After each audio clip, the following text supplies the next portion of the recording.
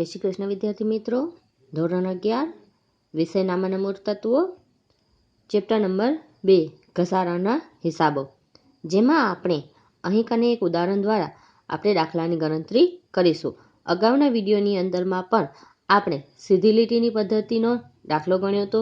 હવે વિદ્યાર્થીઓ, આ દાખલાની અંદરમાં આપણે ઘટતી જતી એટલે કે બીજા નંબરની જે પદ્ધતિ હતી ઘટતી જતી બાકીની પદ્ધતિ એની ગણતરી અહીં કને કરીશું. તો આ દાખલો જે છે એ બીજી પદ્ધતિ મુજબ ગણતરી થશે.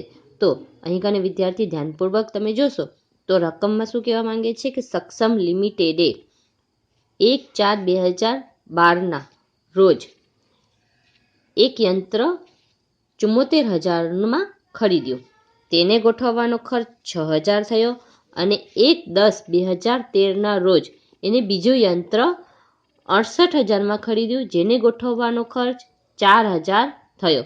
હવે વિદ્યાર્થીઓ, અહીં કને અગાઉના વિડીયોની અંદરમાં જે દાખલો ગણ્યો હતો એના અંદર માત્ર ગણતરી એક જ યંત્રની કરેલ હતી, પરંતુ અહીં કને આ વિડીયોની અંદરમાં તમે જોશો કે 2 યંત્ર ખરીદવામાં આવ્યા છે અને કંપની દર વર્ષે 10% લેખે ઘટતી જતીની બાકીની પદ્ધતિએ ઘસારો ગણે છે.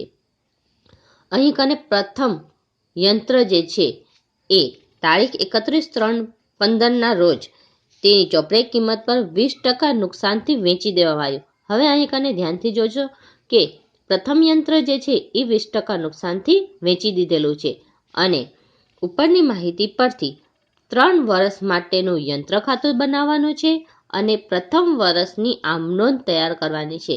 તો અહીં કને વિદ્યાર્થીઓ ખાલી આમનોંધ જે છે એ પ્રથમ વર્ષ માટેની જ છે, પરંતુ અહીં કને યંત્ર વેચાઈ જાય છે અને યંત્ર ખાતું જે તૈયાર કરવાનું છે એ આપણને 3 વર્ષ માટેનું કરવાનું છે. તો અહીં કને જરૂરી ગણતરી કરવાની થશે. તો અહીં કને યંત્ર 2 આવ્યા છે ધંધાની અંદરમાં, તો બંનેની આપણે અલગથી ગણતરી કરીશું અને પછી એને આમનોંધ અને યંત્ર ખાતામાં મૂકીશું. તો પ્રથમ યંત્રની ગણતરી. હવે પ્રથમ યંત્રની ગણતરી થાય છે. સૌ પ્રથમ આપણે એની પડતર કિંમત શોધીશું. તો યંત્રની પડતર કિંમત બરાબર ખરીદ કિંમત પ્લસ ગોઠવણી ખર્ચ. હવે ખરીદ કિંમત કેટલી હતી આપણી? તો ખરીદ કિંમત હતી 74,000. 6,000 રૂપિયા એનો ગોઠવણી ખર્ચ હતો, તો ટોટલ થશે આપણે 80,000. હવે આ મુજબ આપણે એની ગણતરી કરતા જઈએ. તો સૌથી પહેલું આવશે 1/4/2012. 1/4/2012 યંત્રની પડતર કિંમત બરાબર આવશે 80,000 માઇનસ 31/3/2013નો ઘસારો ગણશું. ઘસારો આપણે કેટલા ટકા કીધું હતું?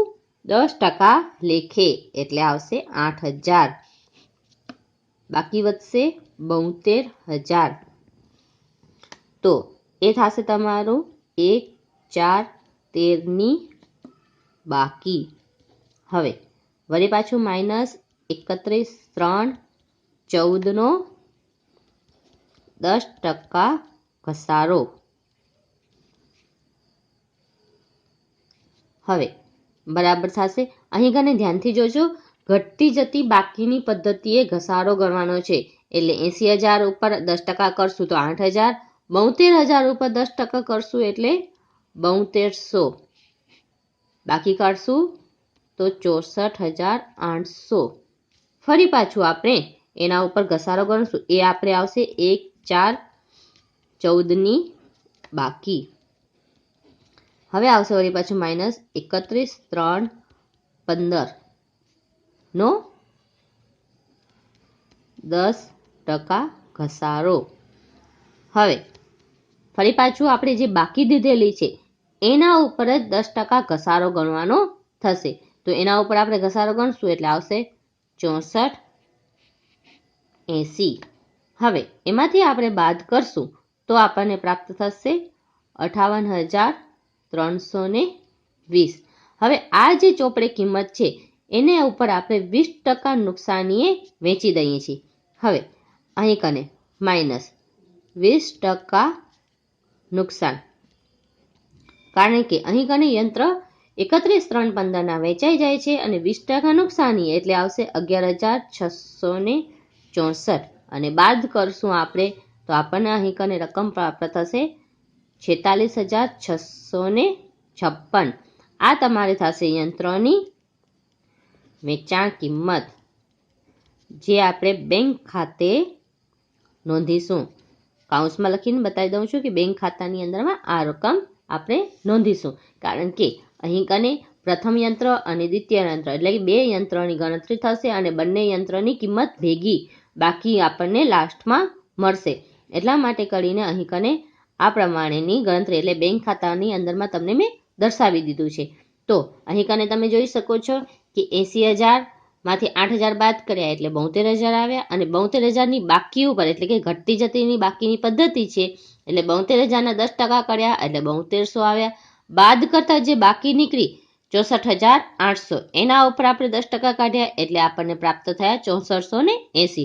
તો આ ઘટે છે 8,000, 7200, 6480 એટલે કે ઘસારો પણ દર વર્ષે ઘટતો જાય છે, એટલા માટે એને ઘટતી જતી બાકીની પદ્ધતિ આપણે કહીએ છીએ. તો આ પ્રથમ યંત્રની ગણતરી આપણે પૂર્ણ કરી. હવે આપણે આ જ પ્રમાણે દ્વિતીય યંત્રની ગણતરી કરીશું. હવે આપણે બીજા યંત્રની ગણતરી. હવે તો સૌથી પહેલી આપણને યંત્રની પડતર કિંમત. હવે યંત્રની પડતર કિંમત બરાબર ખરીદ કિંમત પ્લસ એને પણ ગોઠવવાનો ખર્ચ પણ હતો એટલે ગોઠવણી ખર્ચ. તો આપણે અહીં કને પડતર કિંમત હતી શોધવા માટે ખરીદ કિંમત હતી 68,000 પ્લસ ગોઠવવાનો ખર્ચ હતો 4,000 અને બરાબર આવશે ટોટલ મિલાવશો એટલે 72,000. હવે વિદ્યાર્થીઓ ધ્યાનથી સમજો, આ યંત્ર જે છે આપણે કઈ તારીખના ખરીદ્યું હતું? આ યંત્ર આપણે 1/10/13 ના ખરીદેલ હતું, એટલે આમાં પ્રથમ વર્ષે 6 માસનો ઘસારો ગણાશે, કારણ કે આપણે 1/10ના આપણે યંત્ર ખરીદ્યું હતું એટલા માટે આપણે અહીં કને ઘસારો જે છે એ આપણે 6 માસનો ગણીશું. તો ઘસારો ગણી લઈએ આપણે. ઘસારો બરાબર 72,000 ગુણ્યા 6 માસનો છે એટલે 6 અને ટકાના 10 પછી છેદમાં 100 અને મહિનાના 12 એટલે આપણને ઘસારો પ્રાપ્ત થશે 3600. આ પ્રમાણેનો આપણે 6 માસનો ગણવાનો રહેશે. હવે આપણે આગળ જોતા જઈએ તો 1/10/2013 ના યંત્રની પડતર કિંમત. હવે અહીંયા કને પડતર કિંમત હતી આપણી 72,000.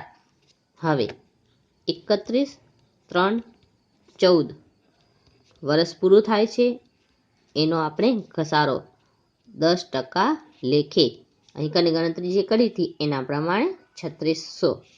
હવે આપણે બાદ કરીએ આપણને કેટલો પ્રાપ્ત થશે? 68,400, જે આપણી 1/4/14ની બાકી છે. આપણે 3 વર્ષની ગણતરી કરવાની છે એટલે હજી આપણે 2015 સુધી પણ ગણતરી કરવાની થશે. તો 31/3/15 ના ઘસારો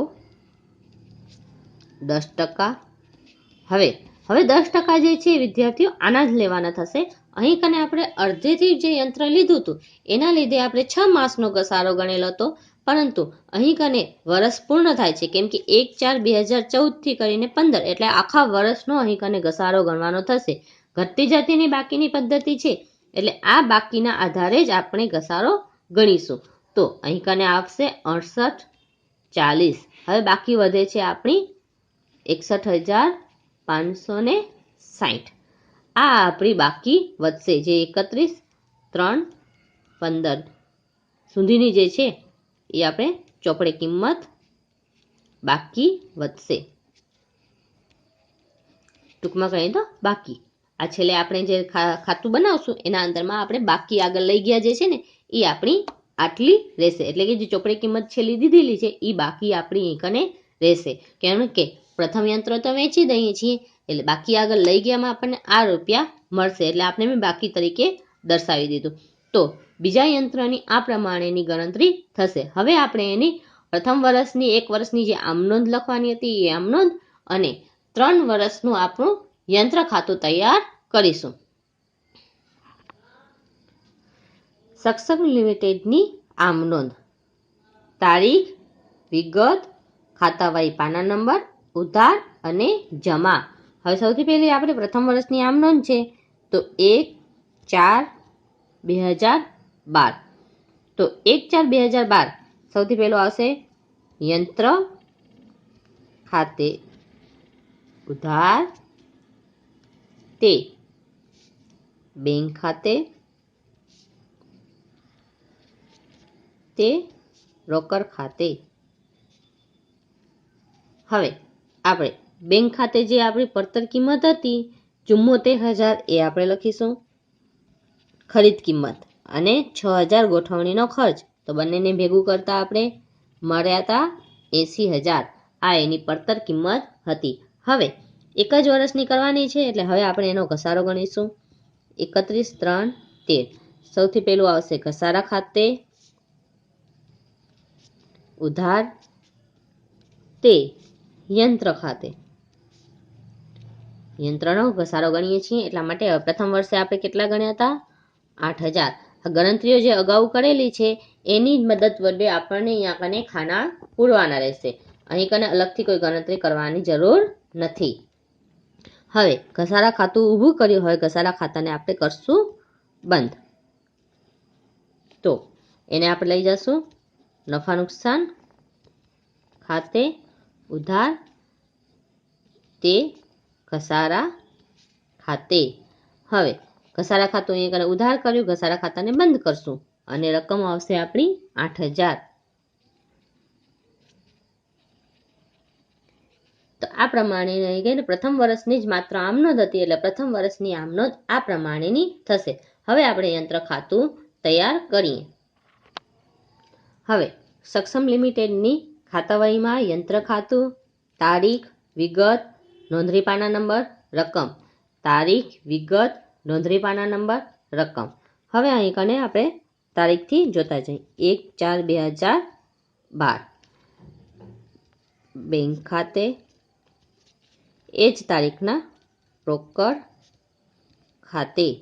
હવે 74,000 હતા અને 6,000 હતા. હવે આપણે 31/3/13 ઘસારો આપણે ગણ્યો હતો ને અગાઉમાં તે ઘસારા ખાતે. ઘસારો કેટલો ગણ્યો હતો 8,000 રૂપિયા. હવે એ જ તારીખની બાકી આગળ લઈ ગયા. હવે બાકી આપણે કેટલી વધી હતી 8,000 બાદ કરતા આપણે કેટલા વધ્યા હતા તો 72,000 રૂપિયા. ટોટલ આપણે કરી નાખીએ કારણ કે અહીં કને ખાતું હંમેશા બંધ કરવાનું. 80,000 રૂપિયા. હવે આ પ્રથમ વર્ષ માટેનું બંધ થઈ ગયું. હવે આપણે બીજા વર્ષ માટે લઈ જઈએ. તો 1/4/13 બાકી આગળ લાવ્યા. બાકી આગળ લાવ્યા આવશે 72,000. હવે વિદ્યાર્થીઓ આ વર્ષે જે આપણે બીજું યંત્ર ખરીદ્યું હતું, ક્યારે ખરીદ્યું હતું 1/10/13 ખરીદ્યું હતું. તો સૌથી પહેલું આવશે બેંક ખાતે. એની આપણે ખરીદ કિંમત જે હતી એ આપણે અહીં કને લખીશું. પછી એ જ તારીખના આપણે રોકડ ખાતે આવશે જે આપણે એને ગોઠવવાનો ખર્ચ હતો તે. એટલે આવશે 4000 રૂપિયા. હવે આપણે ઘસારો ગણવાનો છે, તો 31, 3, 14 ઘસારા ખાતે. તો અહીં કને આપણે બંનેનો ઘસારો લેવાનો છે. તો પ્રથમ યંત્રનો 7200 અને બીજા યંત્રનો 3600 અગાઉ ગણતરી કરેલી હતી એ પ્રમાણે અહીં કને આપણે ઘસારો બંનેનો એક સાથે લેવાનો રહેશે. તો અહીં કને ઘસારો થશે, ટોટલ મિલાવશું એટલે આપણને પ્રાપ્ત થશે 10,800. હવે આપણને બાકી, તો 31, 3, 14 બાકી આગળ લઈ ગયા. હવે આમાંના સરવાળામાંથી આ સરવાળો બાદ કરશું એટલે જે અહીંયા કને રકમ વધશે એ આપણે અહીંયા કને બાકી રહેશે. તો અહીં કને આપણી રકમ રહેશે 1,33,200. હવે આપણે સરવાળો કરી નાખીએ બંને બાજુનો. તો બંને બાજુનો સરવાળો થશે 1,44,000. એટલે આપણે દ્વિતીય વર્ષ પણ પૂર્ણ કર્યો. હવે આપણે ત્રીજા વર્ષ તરફ જઈએ. તો 1,4,14 બાકી આગળ લાવ્યા. હવે અહીં કરે છે બાકી આગળ લઈ ગયા હતા એ બાકી આગળ લાવ્યા, જે આવશે 1,33,200. હવે આ વર્ષે ધ્યાનથી ગણતરી જોજો.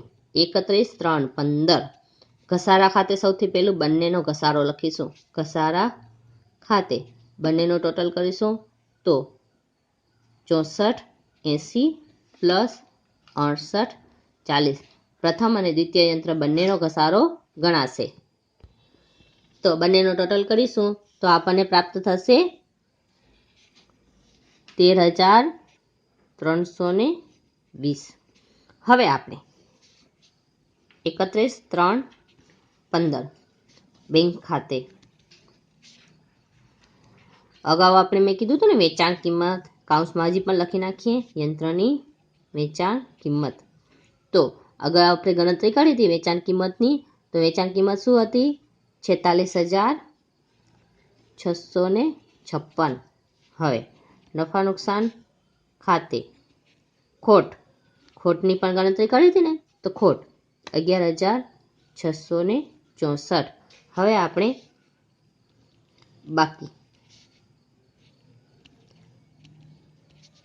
બાકી આગળ લઈ ગયા. અગાઉ મેં તમને કીધું હતું વિદ્યાર્થીઓ કે બીજો યંત્રની જે બાકી છે એ જ અહીં કને બાકી નીકળવી જોઈએ. તો આપણી બધી ગણતરીઓ સાચી ગણાશે, કારણ કે પ્રથમ યંત્ર જે છે એ તો વેચાઈ ગયું છે. હવે બીજા યંત્રની જે બાકી છે એ અહીં કને બાકી રહેવી જોઈએ. હવે ટોટલ આપણે કરી નાખીએ.